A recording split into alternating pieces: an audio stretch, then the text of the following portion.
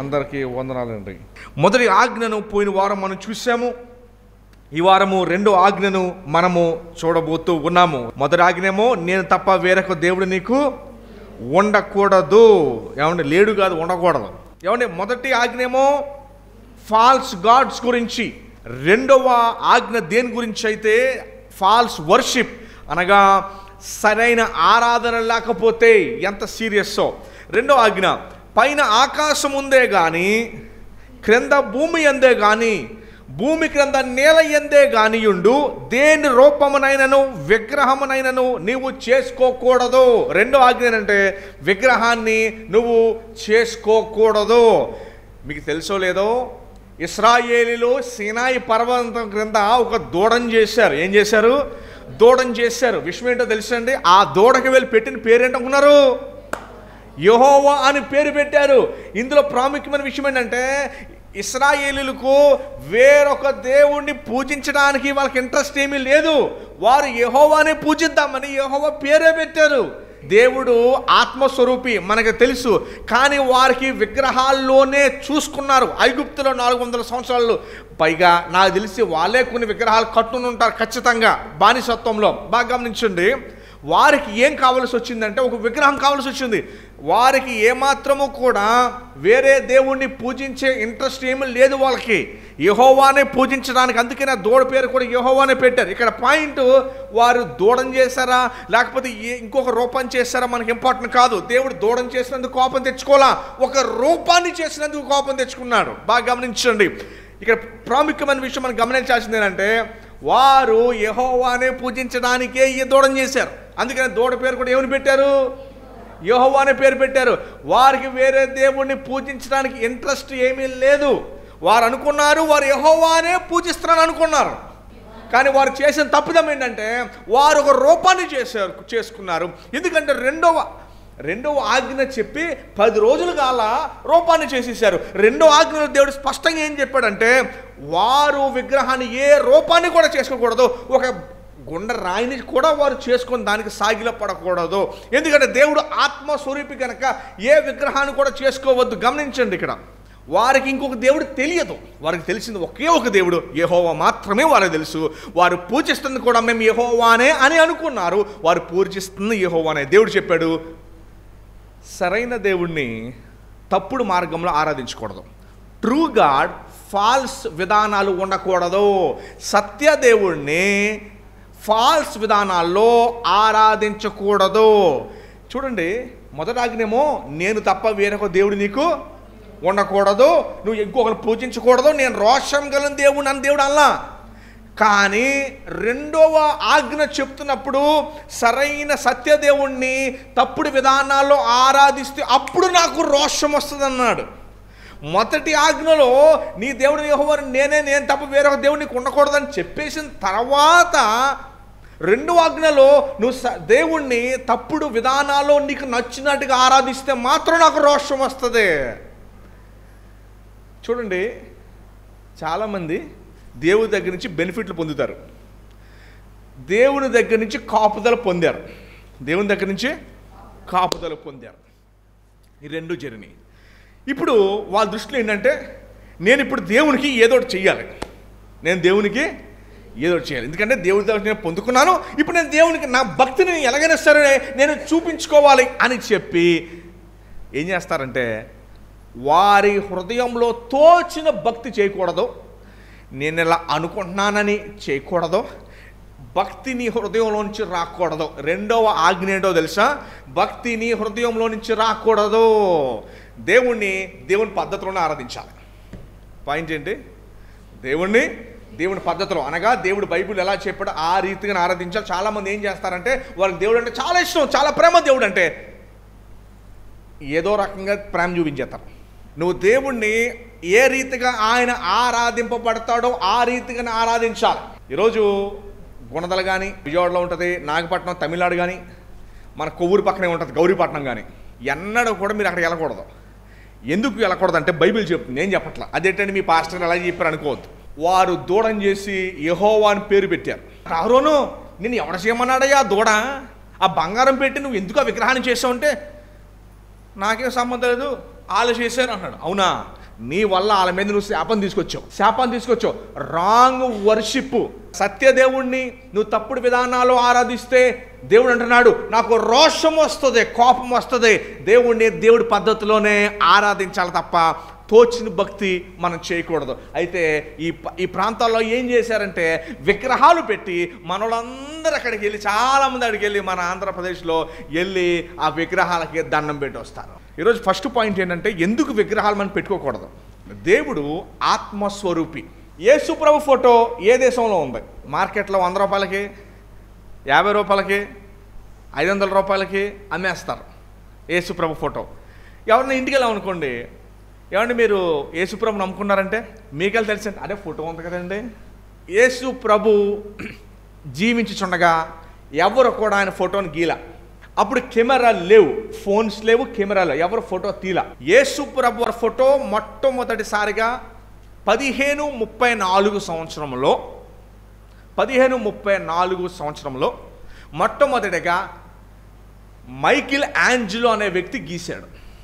అటు తర్వాత సంవత్సరాల్లో లియోనార్డో డావిన్సీ అని చెప్పి ఇంకొక ఫోటో గీశాడు. ఓకేనండి, అక్కడి నుంచి వీళ్ళకి లబ్ధిమని. దానికంటే ముందు యేసుప్రభు ఫోటో ఎవరు గీలేదా అంటే 3వ శతాబ్దంలో గీయడానికి ప్రయత్నిస్తే ఊహించి వాళ్ళందరూ అన్నారంట గీయడానికి వీల్లేదు, ఇది విగ్రహం అయిపోద్దని ఆపించేశారంట. సో అంచేత యేసుప్రభు ఫోటో ఎవరి దగ్గర ఎక్కడ కూడా లబ్ధిమై లేదు. బైబిల్ చెప్పే సత్యం ఏంటంటే దేవుడు శరీర స్వరూపి కాదు, ఆత్మస్వరూపి. ఎందుకు మన విగ్రహాలు ఉండకూడదంటే ఫస్ట్ పాయింట్, దేవుడు ఆత్మస్వరూపి, దేవుడు శరీర స్వరూపి కాదు, ఆయన ఆత్మస్వరూపి. బైబిల్ ఏం చెప్తుందండి? ఎవరు దేవుణ్ణి ఎప్పుడు ఆగనా అని. మరి చాలామంది ఇంట్లో ఫోటోలు ఉంటాయి కదా, బైబిల్ చెప్తుంది దేవుణ్ణి ఎవడును ఎన్నడను చూడలేదు. ఇంకో వచ్చిన 1 యోహానులో 4:12 మనుషుల్లో ఎవరునూ ఆయనను చూడలేదు, చూడనేరుడు కూడా, అంటే చూడడానికి అవకాశం కూడా లేదంట. మరి ఆ ఫోటో ఎవరిదే? ఏ మానవుడును దేవుణ్ణి ఎప్పుడు కూడా. మరి శిష్యులు 12 మంది 33.5 సంవత్సరాలు చూశారు కదా, యేసు ప్రభు యొక్క భౌతికమైన శరీరాన్ని చూశారు. అది ఆ ఫోటో ఎవరి దగ్గర లేదు గనక, అసలు ఆ రూపముల్లో కూడా మన దగ్గర ఫోటో లేదు గనక పెట్టడానికి వీల్లేదు. బైబిల్ చెప్తుంది అది దేవుణ్ణి ఎవడును ఎప్పుడు చూడనేరడు, చూసి సజీవంగా ఉన్నవారు కూడా చూడలేరు. దేవుణ్ణి ఎవరు ఎప్పుడు చూడాల. మొట్టమొదటి పాయింట్ ఏంటంటే దేవుడు ఆత్మస్వరూపి. సో ఆత్మస్వరూపిని మనము విగ్రహాలు చేయలేం. ఎక్కడ కూడా మందిరంలో ఫొటోస్ ఉండవు. ఎందుకు ఫొటోస్ పెట్టమంటే దేవుని ఫోటో ఎక్కడ కూడా లేదు. బైబిల్ చెప్తుంది ఎవరు ఎప్పుడు ఆయన ఎక్కడ కూడా చూడలేదు, అందుకని విగ్రహాలు పెట్టము. అందుచేత మనము విగ్రహారాధన దేవునికి చాలా హేయము. బైబిల్ చెప్తుంది దేవుణ్ణి ఎన్నడూ ఎప్పుడు చూడాల, నువ్వు ఏ రూపాన్ని చేసుకోకూడదు. ఇంకోటి చూడండి, నువ్వు సాగిలపడకూడదు, పూజింపకూడదు. ఏం చేయకూడదండి? సాగిలింపకూడదు, పూజింపకూడదు. అర్థమవుతుందండి? సో ఎందుకు విగ్రహాలు మనం పెట్టుకోకూడదంటే దేవుడు ఆత్మస్వరూపి, ఫస్ట్ పాయింట్. రెండో పాయింట్, ఎందుకు మనం విగ్రహాలు పెట్టుకోకూడదంటే యోహాను 4:24 మనకి ఏదైనా ఒక విగ్రహం ఉంటే ఉదయం 5ంటికి చాలామంది పూలు కోసుకుని ఆకులు తెంపి కొబ్బరికాయలు ముందే తెచ్చుకుని దేవునికి అలా ఏం చేస్తారంటే విగ్రహాలకి చేతులతో చేస్తారు. ఎలా చేస్తారు? చేతితో చేస్తారు. ఉదయాన్నే స్నానానికి వెళ్ళి చక్కగా అన్ని నీట్గా రెడీ అయ్యి తలస్నానాలు చేసి చేతులు చేస్తారు. గమనించండి, దేవుడు ఆత్మస్వరూపి కనుక నీ శరీరముతో చేసే ఆరాధన ఆయన తీసుకోలేడు. ఆయన ఆత్మస్వరూపి కనుక హృదయము యొక్క ఆరాధనే ఆయన తీసుకుంటాడు. ఎందుకు అంటే ఆయన శరీర స్వరూపి కాదు కనుక దేవునికి దండాలు ముద్దులు అవసరంలా. దేవునికి నీ విధేయత కావాలి, అది ఆరాధన అంటే. దేవ చిత్తము, నువ్వు చెప్పిన మాట వింటాను నేను, అంతే తప్ప చేతుల ద్వారానో మనం భౌతికంగా ఆయన ఆరాధించలేం. రెండో పాయింట్ ఏంటంటే దేవుణ్ణి ఆరాధించేవారు ఆత్మతోనూ సత్యముతోనూ ఆరాధించాలి. ఎవరైతే ఉదయాన్నే స్నానాలు చేసేసి పూలు కోసేసి మొత్తం ఎన్ని చేసి ఆరాధించేస్తారో హృదయం వారి దేవునికి లోబడరు. భౌతికంగా అన్నీ చేస్తారు కానీ హృదయం మాత్రం దేవునికి లోబడదు. అందుకనే దేవుడు అన్నాడు, నీ భౌతికంగా నువ్వు దేవుని చేసే అనవసరం. ఆయన ఆరాధించేవారు ఆత్మతో, అంటే నువ్వు చేతులతో చేసేది ఏది కూడా దేవుడు తీసుకోడు. చాలామంది మొక్కులు మొక్కుతారు. ఏమండి ఏం చేస్తారు? మొక్కులు మొక్కుతారు. దయచేసి గమనించండి. ఎలా అనగా నీ దేవుడైన యెహోవా నగు నేను రోషము గల దేవుడను. రోషం అంటే ఉగ్రతకు 3, 4, 5, 10 రెట్లు. రోషం గల దేవుడను. ఏ రూపాన్ని కానీ మూఢభక్తి మనం చేయకూడదు. దేవుణ్ణి ఆరాధించడం ఇందులోంచి మనం తెలుసుకుని ఈయన పద్ధతిలోనే చేయాలి. అయ్యగారు నాకు ఇది ఇలా అనిపిస్తుందండి, ఇలా చేద్దాం అనిపిస్తుందండి. నీ హృదయంలో నుంచి భక్తి రానివద్దు. నేను డిసైడ్ చేయను, బైబిల్ డిసైడ్ చేస్తుంది ఎలా ఆరాధించాలో. లేవీకాండం చదవండి. పొల్లు తప్పకుండా ఎలా చెయ్యాలో ఇశ్రాయేలుకి కఠినంగా దేవుడు కట్ట ఇచ్చాడు. మరి ఇప్పుడు నిజంగా లేవీడులో ఒక లేవీడు వచ్చి, యెహోవా ఇది కాదులే, నాకు ఇలా చెయ్యాలనిపిస్తుంది. ఎక్కడా? ప్రత్యక్ష గుడారంలోనూ నీ ఆలయంలోనూ నువ్వు చెప్పింది బాగానే ఉంది, కానీ నా దగ్గర బెటర్ ప్లాన్ ఉంది, నేను ఇలా చేద్దాం అనుకుంటున్నాను అని చెప్తే వారి మీదకి వచ్చే పనిష్మెంట్ ఏంటో తెలుసా? దేవుణ్ణి ఆయన పద్ధతిలోనే మూడో పాయింట్ చెప్తాను. మొదటి పాయింట్ ఏమో, దేవుడు ఆత్మ గనుక మనకు విగ్రహాలు ఎందుకు పెట్టుకోమంటే ఆత్మ గనుక ఆత్మతో ఆరాధించాలి. ఆ ఆత్మ గనుక మన ఆత్మస్వరూపి. రెండవది, మన ఆరాధన ఆత్మతో కూడింది కానీ చేతులతో మనం చేసేది కాదు, విధేయతతో కూడింది ఆరాధన. మూడవది ఏంటంటే నిజమైన ఆరాధన సత్యముతో కూడింది. దేంతో కూడింది? ఇది మాత్రం మీరు బాగా అర్థం చేసుకోవాలి. ఆరాధన ఎమోషనల్ది కాదు. మీరు జనరల్గా టీవీల్లో కెమెరా ఫోకస్ చేసి ఒక ఆవిడ ఏడు చేస్తూ ఉంటుంది, వాళ్ళనే చూపిస్తారు. వాళ్ళు ఏడుస్తూ ఉండి ఎలా అంటూ ఉంటుంది ఆవిడ పక్కది, అమ్మాయి ఎందుకు ఏడుస్తున్నావు అంటే, మా అబ్బాయి కోర్టు కేసులో ఉండిపోయాడండి, ఆడికి ఎన్నోసార్లు చెప్పాను ఊరేరే దొంగతనాలు చేయదురు అని.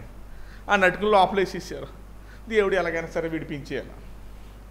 ఇంకొక ఆవిడ, అమ్మ నువ్వెందుకు ఏడుతున్నావమ్మా అంటే, అప్పుడు ఆరాధన టైంలో, మా అమ్మాయికి రేపు నుంచి పరీక్షలు అండి. మొన్న ఎవరో చెప్పారు పరీక్షల కోసం ప్రార్థన చేసి పెన్లు ఎత్తున్నారంట. ఏ పెన్లో? నేను ప్రేయర్ ఆయిల్ ఇచ్చినప్పుడు ప్రేయర్ పెన్లు ఎత్తాం, పెద్ద తప్పేం కాదులేండి. ప్రేయర్ ఆయిలే అమ్మేస్తున్నప్పుడు ప్రేయర్ పెన్లే ఉన్నాయి. ప్రేయర్ పెన్లో కొత్త ఏం వచ్చింది ఇప్పుడు? ప్రేయర్ పెన్లో. పరీక్షలు ఎప్పుడు బాగా రాస్తావు అంటే, నువ్వు బాగా చదివినప్పుడు బాగా రాస్తావు. నిజమైన ఆరాధన దేంతో ఉంటుంది? సత్యముతో. ఇప్పుడు సత్యం అంటే ఏం పని చేయాలి? ఎమోషన్ పని చేయాలా, బుర్ర పని చేయాలా? మీరు డబ్బులు లెక్కెట్టేటప్పుడు ఏం పని చేస్తుంది? హృదయమా, బుర్ర? ఆరాధించేటప్పుడు ఇది పని చేయాలి. ఏది పని చేయాలి? బుర్ర పని చేయాలి. ఆరాధించేటప్పుడు చాలాసార్లు ఆలోచించకుండా పాటలు పాడేస్తాం. ఇది అస్సలు పని చేయదు, ఫ్లోలో వెళ్ళిపోతూ ఉంటుంది. పాటలు పాడేవాళ్ళు కొయ్యరోళ్ళు పాడేస్తూ ఉంటారు, మనం కూడా ఫ్లోలో వెళ్ళిపోతూ ఉంటుంది, అస్సలు ఆలోచించాం. ఆరాధన బుర్రలో నీకు దేవుని గురించిన ఆలోచన తీసుకురావాలి. ఎందుకంటే యోహాను 4:24 దేవుణ్ణి ఆరాధించేవారు ఆత్మతోనూ, సత్యము ఎమోషనల్తో ఉండదు. ఇప్పుడు ఎవరు చనిపోయి ఆగమ్మా ఇంకెంతకాలం విడుతావు, అది ఎమోషన్. అది సత్యం ఏంటంటే పోయినోడు ఇక మళ్ళీ తిరిగి, అది సత్యం. అది కానీ ఎమోషన్ ఏంటి? దానికి లోన్ అవుతాం భావోద్రేగానికి. ఓకేనండి, దయచేసి గమనించండి. ఆరాధించేటప్పుడు నీ మైండ్ పని చేయాలి. ఏం పని చేయాలా? ఏం ఆరాధిస్తున్నాము, ఇది చాలా చాలా చాలా చాలా ప్రాముఖ్యము. చాలామంది సంఘాల్లో మైండ్ పని చేయదు, అలా గందరగోళానికి గురైపోతూ ఉంటారు, ఏం జరుగుతుందో కూడా తెలియదు. దేవుని ఆరాధించేవారు ఎమోషన్స్తో ఆరాధించడం కాదు.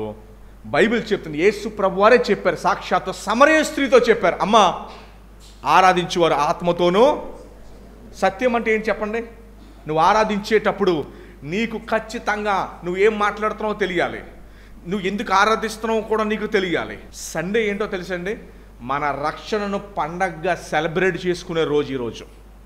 జనరల్గా పుట్టినరోజులు ఏడాదికి ఒకసారి సెలబ్రేట్ చేసుకుంటాం ఇంటి దగ్గర, లేకపోతే ఫ్రెండ్స్తోనో ఏడాదికి ఒకసారి. కానీ ప్రతి సండే ఈ బలని మనం జ్ఞాపకం చేసుకుంటూ దాన్ని భుజిస్తూ దేవుడు మనకిచ్చిన రక్షణను సెలబ్రేట్ చేసుకుంటాం. మనం దేవుణ్ణి తెలుసుకోకుండా ఆరాధన చేస్తున్నాము అని అనుకుంటుంటే మనం భ్రమపడినట్టే. ఈనాడు అధికముగా ఎక్కువైపోయింది ఏంటంటే, ఆరాధన సత్యముతో లేకుండా ఎమోషనల్గా ఉంటుంది. ఎలా ఉంటుంది? మీరు టీవీలో చూసే ఉంటారు, యెహోవాను ఆరాధించేవారు ఆత్మతోనూ సత్యముతోనూ ఆరాధించాలి తప్ప ఇంకో దాంతో కాదు. సో నేను చాలా పాయింట్లు కవర్ చేసాం.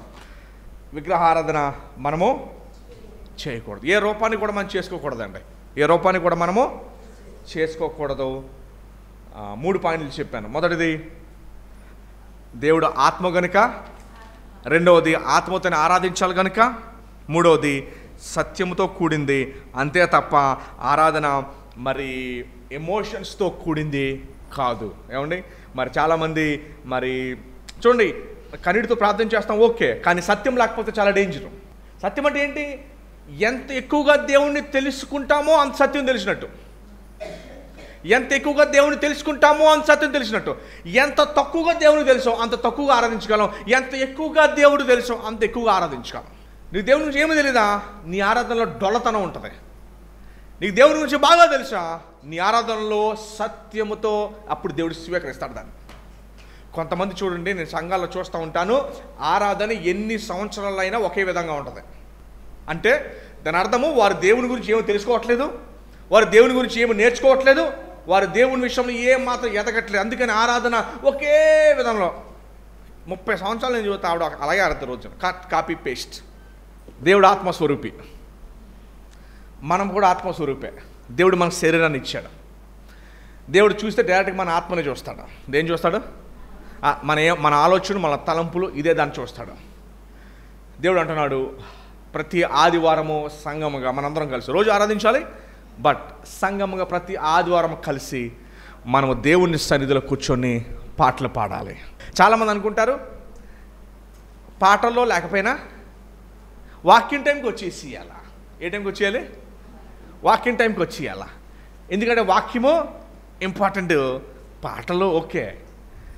బాగా గమనించండి, మా బైబిల్ కాలేజ్ ప్రొఫెసర్ చెప్పాడు ఒక 10 ఏళ్ళ క్రితం, ఆదివారము దేవునికి ఇచ్చే రోజు. కానుకలు సేవకిస్తాం. ఆత్మస్వరూపి రూపాయలు ఎలా తీసుకుంటారు? నోట్లు తీసుకోలేరు కదా, ఆలోచించండి, తీసుకోలేరు. రూపాయలు నోట్లు సేవకుని పోషించడానికి, సేవ పరిచర్యకు మనం ఇచ్చే మన కష్టార్జితంలోంచి ఇచ్చే దశంభాగము. నూతన నిబంధనలో లిమిట్ లేదు కనుక నువ్వు ఇచ్చేది ఏదైనా కూడా ప్రేమపూర్వకంగా సేవకి వెళ్తుంది. మరి దేవునికి ఏమెళ్తుంది? దేవునికి ఏమెళ్తుంది అంటే నీ కృతజ్ఞత భావంతో దేవుణ్ణి స్తుతించి, దేవా నువ్వు గొప్పవాడివి, నాకు రక్షణ ఇచ్చావు, నన్ను పోషిస్తున్నావు, నాకు జీవితాన్ని ఇచ్చావు, కుటుంబాన్ని ఇచ్చావు, ఉద్యోగాన్ని ఇచ్చావు, కష్టపడడానికి శక్తిని ఇచ్చావు, నేను బ్రతుకుతున్నాను, అందుని బట్టి మీకు వందనాలు, నువ్వు నన్ను చేసినందుకు, నాకు ఇచ్చిన రక్షణను బట్టి మీకు వందనాలు అని దేవునికి సత్యముతో హృదయపూర్వకంగా ఆయనకి ఇచ్చే మాటలు, ఆ భావము, ఆ భయము, భక్తే ఆయనకి పోయే నైవేద్యం. ఇందులో వేసేది డైరెక్ట్గా దేవుడికి వెళ్దండి. అన్యులు అనుకుంటారు ఇది దేవునికి అనుకుంటారు, ఇది దేవుని డబ్బులు అవసరంలా, కానీ సేవకు అవసరం. మరి దేవునికి ఏం కావాలి? అందుకనే సండే మార్నింగ్ వాక్యం కంటే ఇంపార్టెంట్ ఏంటో తెలిసి నువ్వు దేవునికి ఇచ్చేది, నువ్వు వచ్చేది దేవునికి ఇవ్వడానికి. వాక్యము ఎప్పుడైనా వినొచ్చు, వారంలో ఏ రోజైనా వినొచ్చు, కానీ వాక్యం కంటే మోస్ట్ ఇంపార్టెంట్ సండే మన వాక్యం చెప్తుంది, కృతజ్ఞత అర్పణలతో ఆయన గుమ్మములో ప్రవేశించుడి. ఆయన సన్నిధిలో ఆయన స్తుతించడానికి, ఆరాధించడానికి మనం రావాలి. మన సాంగ్స్ అందుకనే అంత ఇంపార్టెంట్, పాటలు అందుకనే అందరం కలిసి, దేవా నీకు వందనాలు, నీ స్తుతులు, నీకు గణపరుస్తున్నాను దేవా, మరి పాటల ద్వారా అదే మనం చేసేది. అందుకనే సాంగ్స్ చాలా చాలా చాలా చాలా ఇంపార్టెంట్. అయితే మన గడిచిన కాలాల్లో మనకి నేర్పించబడిన పాఠం ఏంటో తెలుసా? సరే, పాటలు మిస్ అయినా వాక్యానికి వచ్చేయండి. పాటలు మిస్ అయినా వాక్యానికి ఎలా ఉండాలా? బైబిల్ చెప్తుంది పాటలు is equally very very important. కైసరికి ఇచ్చేయండి, దేవునిది. ఆ ఒక మాట మనకు అర్థమైంది కదా, దాని సారాంశం అర్థం కాల మనకి. మరి దేవునికి ఇచ్చింది అంటే దేవుంది ఏది అని అడిగితే ఇప్పుడు చెప్పండి నాకు. 51వ కీర్తనలో దావీదు పాపం చేస్తే, దావీదు పాపం చేస్తాడు బెత్షెబాతో, ఉరాయని చంపేసి చాలా పశ్చాత్తాపడతాడు. అప్పుడు దేవుడు అంటాడు, నువ్వు పశ్చాత్తాపడిపోయి మారు మనసు పొందేసి నాకు బలులు కోడులు అర్పించేస్తావేమో. వద్దు, అర్పించుకో. నాకు కావాల్సింది ఇంకోటి ఉంది, అదేంటో చెప్పండి సంగమా, చెప్పాలి, మీరు చెప్పాలి. హృదయము, ఆరాధన, ఇంకా సమయము, ఇంకా ఇవన్నీ కలిపి బాక్సులు వేస్తే దేవునికి నువ్వు కావాలి. ఏం కావాలి? నీ జోబీ అవసరంలా. ఏం కావాలి? నువ్వు ఉంటే నీ జోబీ ఉన్నట్టే లోపల. నువ్వు ఉంటే మన జోబీ వేరే ఉంటుంది కదా సార్. నువ్వు ఉంటే ఆటోమేటిక్ మీ జోబీ ఉన్నట్టే. బాగా గమనించండి, దేవునికి ఎవరు కావాలి? నువ్వు మనస్ఫూర్తిగా సిన్సియర్గా ఆయనకు అర్పించుకోవడం కావాలి. ఇదే దేవుడు తీసుకోగలిగిన ఆరాధన. మరి మీలో ఎంతమంది అది అర్పించి ఎక్కడి నుంచి వెళ్తున్నారో మీరే చూసుకోండి. మీకు దేవుని మధ్యలో అది. మీరు ఇక్కడి నుంచి వెళ్ళే ముందు, దేవా నీకు అర్పించి వెళ్తున్నా. ఏం వెళ్తున్నాను చూసుకోండి. మీరు అర్పించి వెళ్ళటం మీరే చూసుకోండి. దేవుడికి ఎవరు కావాలి? ఏం కావాలి దేవునికి? మీరు కావాలి.